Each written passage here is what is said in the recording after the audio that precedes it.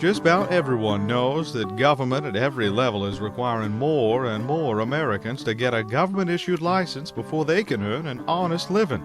In the 1950s, well, only about 1 in 20 Americans needed the government's blessing to do their job. Today, that number is more than 1 in 3, and government puts all kinds of requirements on would-be entrepreneurs, making it harder for these entrepreneurs to start and grow small businesses. Entrepreneurs like Chuck here. This is Chuck. Oh, Chuck hates his job. But Chuck has an idea. I'm going to fix computers in my garage and sell them for low prices. Chuck. My business will create new jobs for my community. Chuck, old boy. And give more young people access to computers. And then once my business really gets going, I can expand into a commercial space and... You live in Milwaukee. So? Actually, in Milwaukee, starting a business in your home means you can't work in your garage, can't have any employees, can't have any signs, and can't take deliveries. What? Unless you come up with the money for a commercial lease right away, you won't be starting your business at all. Well, if Milwaukee won't have me, I am going to start my business somewhere else. That's the spirit. What Los Angeles needs is a good used bookstore. Actually, believe it or not, Los Angeles treats used bookshops like they were strip clubs or gun shops. You'll need a permit from the police to operate. You'll have to be fingerprinted. Anyone who sells you books may need to be fingerprinted too. For every book you buy, you'll have to stamp it with an individualized number that corresponds to a bill of sale that identifies the book and who it came from. The police get to inspect those bills of sale, and hold on, you'll also have to hold books for at least 30 days before you sell them, just in case the police have any questions. But the First Amendment to the Constitution protects my... The First Amendment? Well, how quaint. And hey, you're not planning on selling that copy of the Constitution to anyone, are you, Chuck? Oh, for Pete's sake. Balloon advertising? Well, that's an idea that's on the rise. Maybe you're onto something here, Chuck. But remember, Chuck, entrepreneurs aren't the only ones who have ideas. Bureaucrats have them too. Here in Houston, you're only allowed to use balloons to sell cars, or if you have a message that doesn't sell anything at all. That's ridiculous. You're right.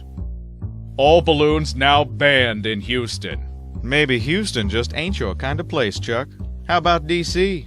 Oh, want to be an interior designer, huh? Not too bad. Not too bad at all. But in Washington, D.C., you'll need a license before you can tell people where to put those paintings, pillars, and planters. But that doesn't make any sense. Actually, that makes a ton of sense. And dollars, too. You see, existing interior designers lobbied the city to make all new interior designers, but none of the current ones. Take a test and pay a bunch of money to go into the interior design business. It's a win-win for the industry and the government. Interior designers get to keep out the competition, and government gets to make money. Don't go ruining a good thing by trying to lower prices for consumers now. Now you're talking, Chuck. Miami.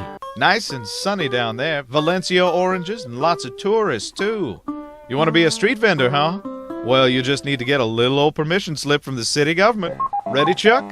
Let's go. Here's all you'll need. An occupational license from the city of Miami. An occupational license from Miami-Dade County. A license from the Florida Department of Business and Professional Regulation if you want to sell prepared food. Or, if you want to sell prepackaged food, a license from the Florida Department of Agriculture. Or if you want to sell gum, another license from the city of Miami. A city of Miami tax certificate. A state of Florida tax certificate. A certification from the Florida Department of Revenue that all your taxes have been paid. A copy of the current Florida Department of Motor Vehicles registration for your cart. A license plate for your cart. A cart certification form signed by 3 different bureaucrats from 3 different departments. And $500,000 in insurance coverage for any bodily injury or property damage caused by your vending.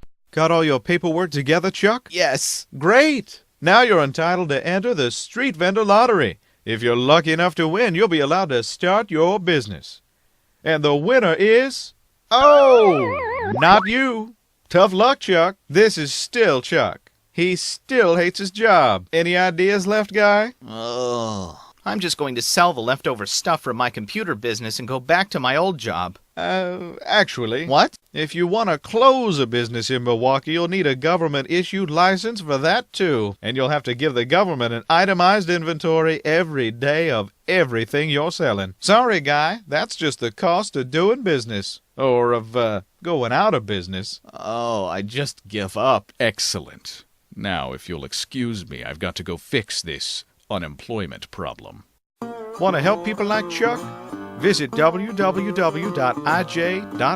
to learn more and support IJ's work protecting economic liberty.